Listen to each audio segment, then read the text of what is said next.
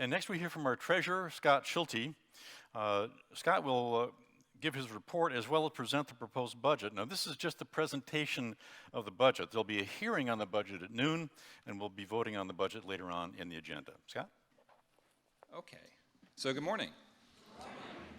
So I have to admit, when I arrived this morning, I didn't have quite the pithy comment to start my presentation with. But Dennis came along and gave me the perfect opportunity. So I'm here to provide and demand equal time for KU campus ministry, Dennis. So Dennis is letting his purple show a little bit. So yeah.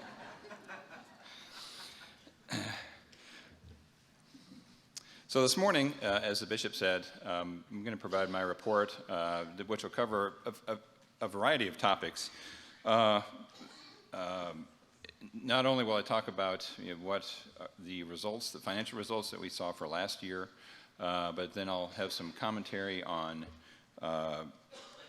this current budget year, and then we'll talk about the proposed budget for next year, which, again, as the bishop said, we will present for a vote for tomorrow on Saturday. So here we go.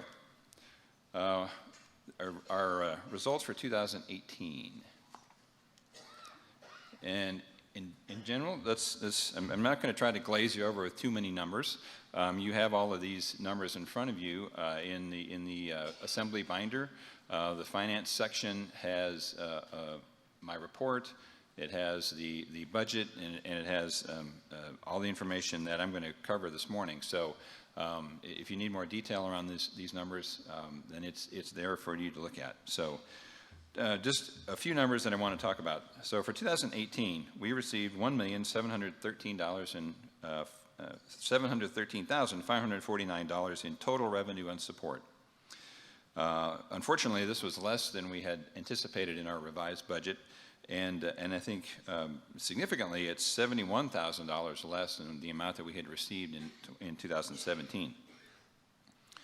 Our expenditures were $1,707,052, which fortunately in this case was less than last year, but it was less than last year and also less than we had budgeted. It was less than last year by $52,411. So just to emphasize again, we spent $52,000 less in 2018 than we did in 2017, yet even though we did finish with a surplus, it was a $6,000 surplus, whereas the previous year it was a surplus of $25,000.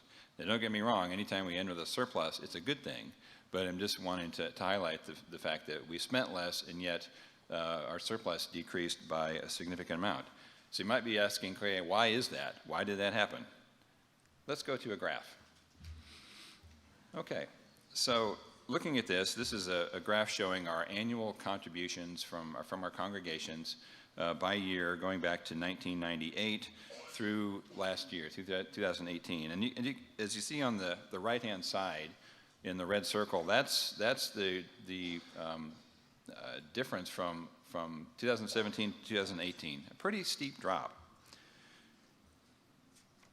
Not as steep as the ones that we saw in 2008 and 9, or 8 and 9 and 10, but a significant drop. We received $1,651,653 in congregational support, $61,000 less than the previous year. I'll say it again. It decreased by $61,000. That's a 3.7% decrease, the largest one-year decrease that we have seen since 2011. Stark contrast to last year when I was able to report that for the first time in a long while, we had an increase from one year to the next in congregational giving. To give you a little bit more perspective on that, here's a look at what that looks like. And this graph is showing you our contributions by month through the year. And you can see, we started off okay, and then it was in the months in between March and we'll say December, not so much, right? December was fantastic, as you can see, which helped helped to, I'll say, rescue the year, although, again, keep in mind, we finished $61,000 less than the year before.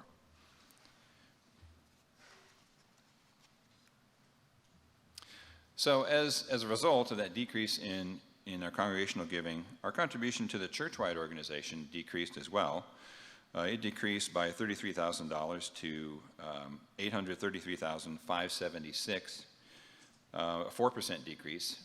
And this decreased because, as many of you know, we share with the churchwide organization 50% of the amount of our congregational support that we receive. And so it will fluctuate as our giving fluctuates, and it went down last year commensurate with the decrease that we saw in our giving.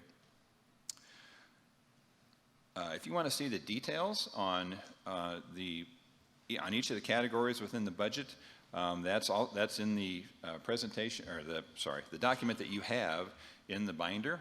There's a budget spreadsheet. And I know some of you are kind of queasy about looking at those things, but if you want to look at that, there is a column in the budget spreadsheet that shows for 2017 all the detailed information as far as our income and our expenses and how we spent our money in 2018. There's also in that section a detailed report showing the details for each congregation for last year, the amounts that were contributed, and also the intent for this year. That report is organized by by conference. So if you want to find your congregation, I would request that you do that to make sure that the numbers that we have there are correct, for not only for your giving for last year, but also for your intent for this current year. And one final note, for just to wrap up last year, is that we have an annual audit that is performed. Typically, it is done by this point of the year. This year, it is not quite yet complete. We are continuing to work with our auditors on that. So, as soon as we have our final audited financial statements, then we will post those to the Synod website, so that if you need a little nighttime reading, you can go and download those and look at those. All right. So now I want to move on to comments on the 2019 budget, which is our current fiscal year budget. And just as an FYI for everyone, our current fiscal year, or actually every fiscal year, begins on February 1st, and it ends on January 31st. So we do this to conform with the schedule that the churchwide organization is on.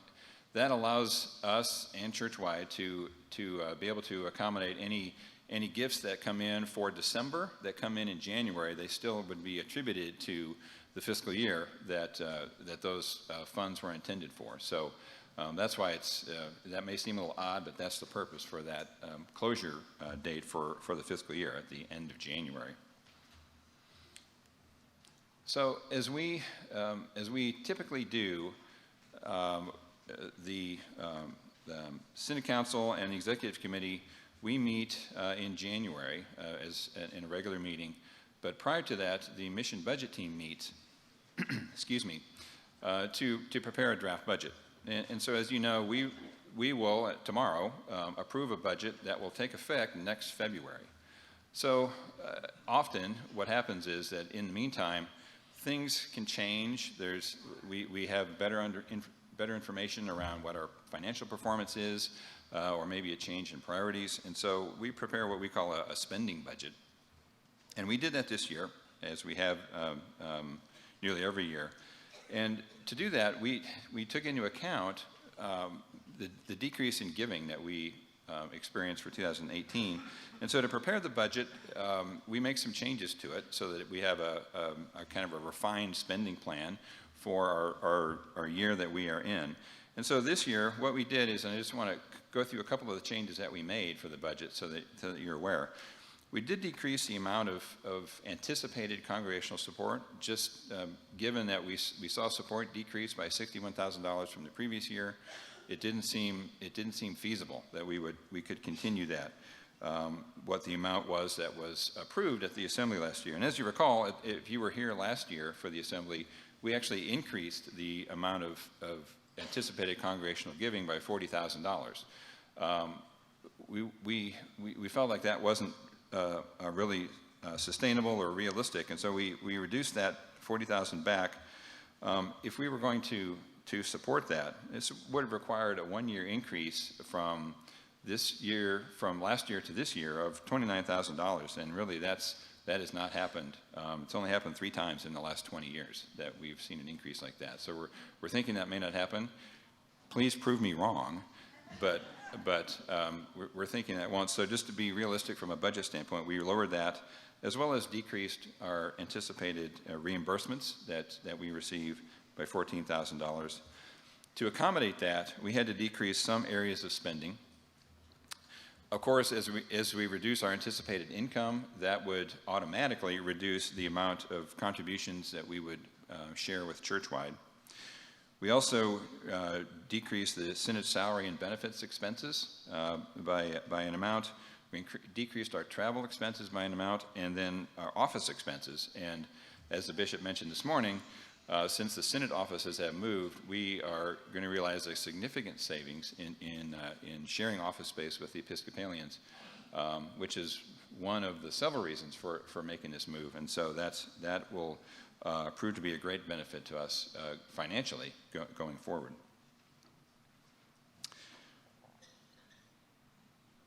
A letter went out earlier this week from myself and the bishop, and it will acknowledge the fact that it was a long, cold winter. Such that, as I'm sure you have seen in your congregations, I know we have seen it in my congregation, there were Sundays, and unfortunately there were probably a number of Sundays where the weather prevented us from being able to hold worship services, either on that Sunday or maybe during the week. And so, as we all know, if people are not able to make it to church, neither does their contributions. And so the letter that's coming out is going to share information, or that has come out. It will share information around what our current situation is for the current fiscal year through the first 3 months of the year. And it will also encourage our congregations, and also by extension encourage the congregations to encourage each of their members to look at some of the automated giving programs that are available to use to help solve the problem of people not being able to make it to their worship service, yet their contributions can still be made. And that is using a giving program like Simply Giving or Vanco or Tithely, both of which have been reviewed and are recommended by the ELCA. So I would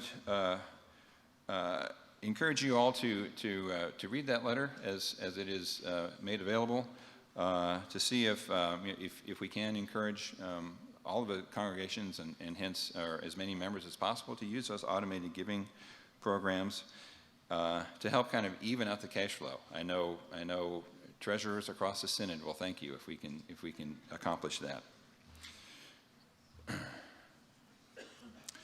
What's that? Was somebody asking me why I have a ketchup bottle on the slide?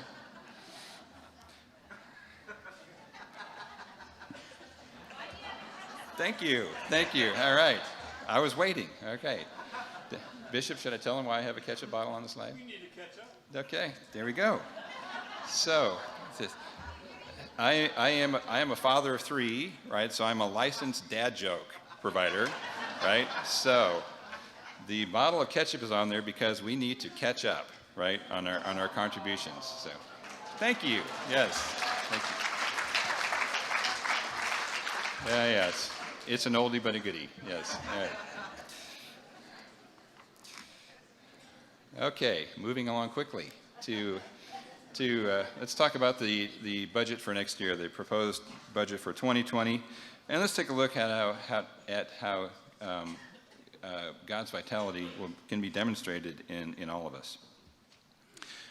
As we started working on the budget for this year, we wanted to take a different approach, and to do that, we wanted to build a budget that was based on the priorities that we have as a Synod have. And so we started the conversation at the executive committee about, okay, so what are those priorities? What are the items, the areas of ministry and hence, by extension, where do we want to spend our money as an area of priority? And so, Executive Committee and the City Council had much conversation around this, and we talked about what those are. And so, what I'm showing here are the 5 areas that we had identified.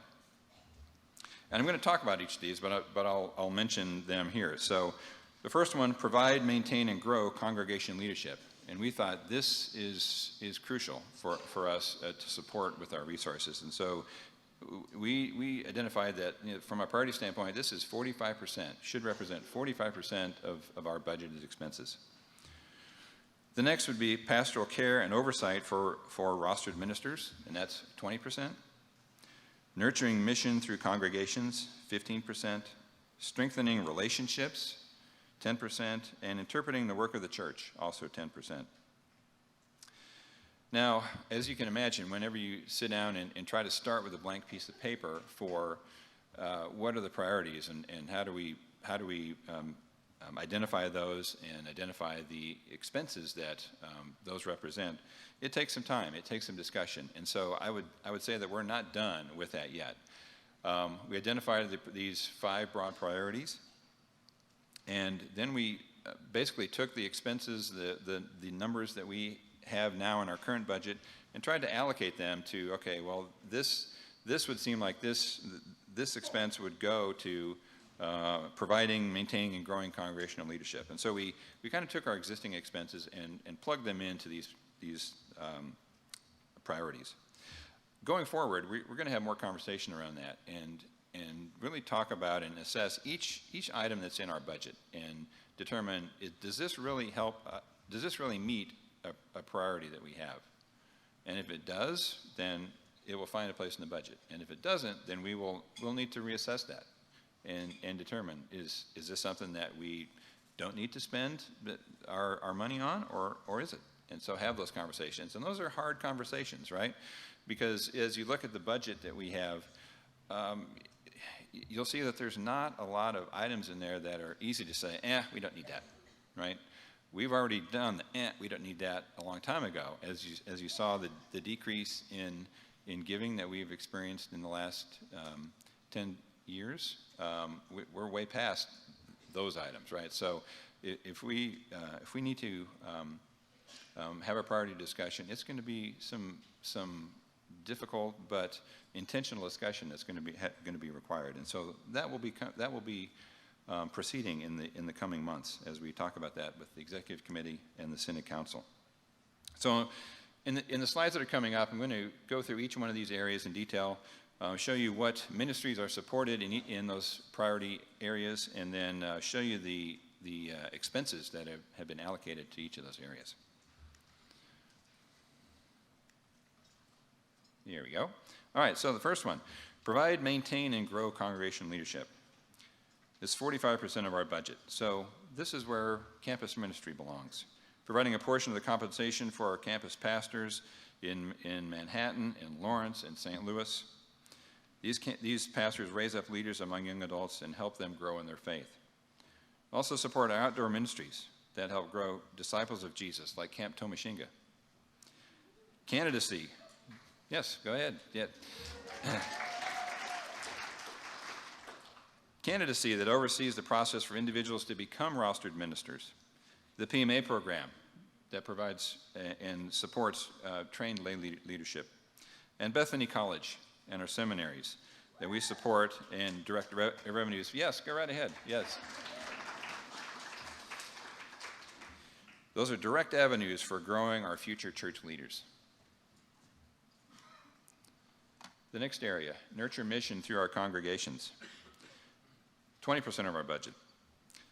Assist congregations to call clergy and other staff and to develop fruitful ministries together.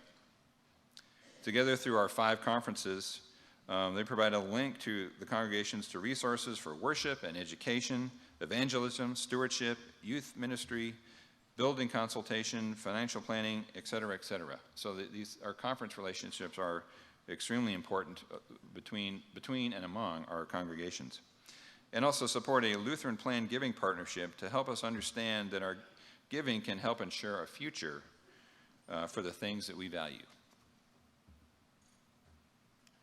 Next area, there we go. Provide pastoral care and oversight for rostered leaders, 15% of our budget. Assisting clergy and other rostered ministers in the call process and offer them and their families pastoral care. Providing support for the conference deans and their oversight of the conferences for their coordination and counseling efforts.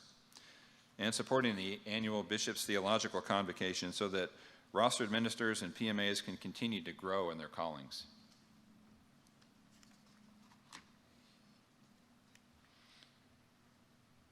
Interpret the work of the church, 10%. Providing support for Bethany College for the building up of disciples. So, yes, I already did mention Bethany, but some of these ministries kind of span several priorities. And so those missions are supported, can be supported in different areas, like Bethany. Further the work of various ministries to help develop giving and the stewardship of resources through teams and committees such as Lutherans Restoring Creation, the Stewardship Team, and the Companion Synod Team. Enabling the leadership of the Synod Council in nurturing, facilitating, coordinating, and administering the ministries of the Synod.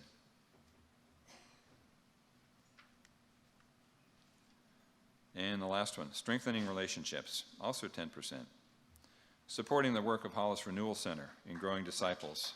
Yes, please acknowledge them. In growing disciples and building and maintaining the fruitful relationships within and between our congregations. Providing support for the various teams and task forces by enabling their ability to function and grow as they complete their work, and promoting the work of the Synod Council, the Executive Committee, and other leadership teams through supporting their travel and other expenses just to meet. It's incurred through their work together. So those were the ministries of the Synod, and I just want to kind of further our total budget then would not be complete without talking about the fact that we are church together, and reiterate that half of our contributions that we receive are shared with the ELCA churchwide ministry, and so this amount enables ministry and mission to happen beyond our borders, throughout the country and throughout the world. And yes, some of those funds do come back to us, right, in the form of grants for new ministries and campus ministries. And so sharing those funds helps further the work of the church wherever it may be. On the income side then, our proposed 2020 budget, how will we fund those things? Well, we anticipate receiving $1,625,000 in congregational support. We'll have some additional appeals through the year, which will bring in an additional amount. And then we do receive grants, as I mentioned, and reimbursements, and also interest. And actually, we're actually starting to see interest paid out now. That helps fund these ministries. So all that adds up to total expenses and total revenue and support of $1,706,951. And if you want to see all the detailed amounts for each of these ministries, this is also in that budget spreadsheet that I referred to earlier. It's in the column entitled Proposed 2020 or FYE. If you see FYE, that means fiscal year ending. 1/31/2021 is the column you would look at for that. It's the proposed budget. So that budget, as I mentioned, will be presented tomorrow for review and approval by you all. And then later today, noon or 12:15 or so, we'll have a budget hearing where I'll be happy to have as many as want to attend and ask questions about the budget. We're going to do that in here somewhere, so I'll try to stake a claim on a table when we break for lunch, and just find me wherever I am, and we'll have the budget hearing right there.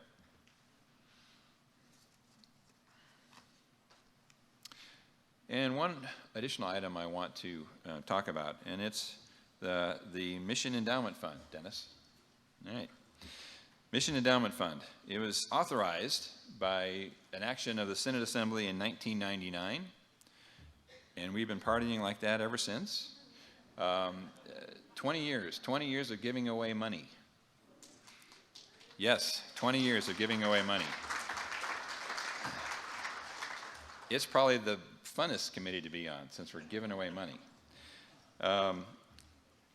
For the mission endowment, we receive planned gifts and bequests from wills, estates, congregation closures when that occurs, and that all goes into the principal that that makes up the endowment fund.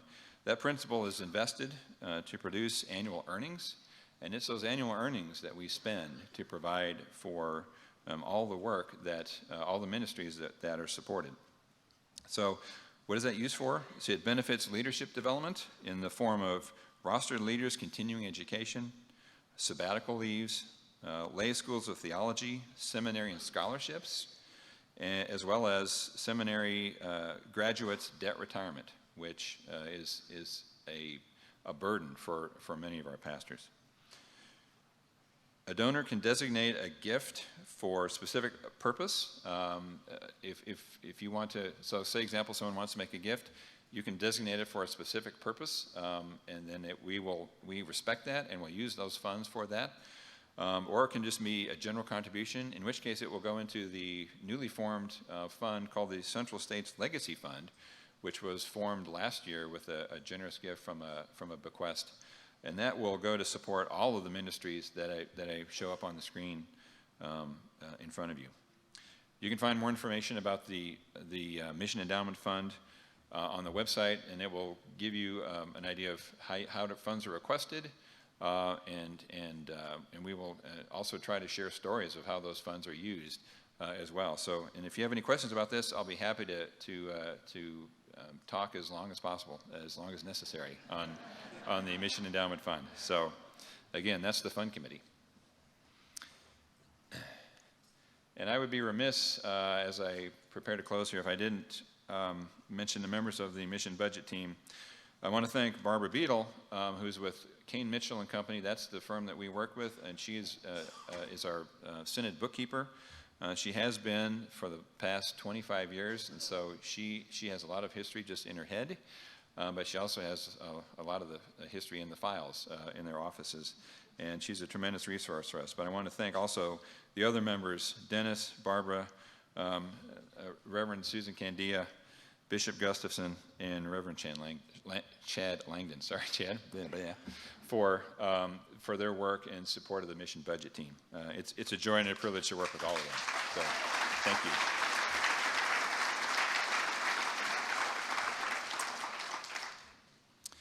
And I think with that, I am done. Let's see. Yes, it is. That's all, folks. So, thank you.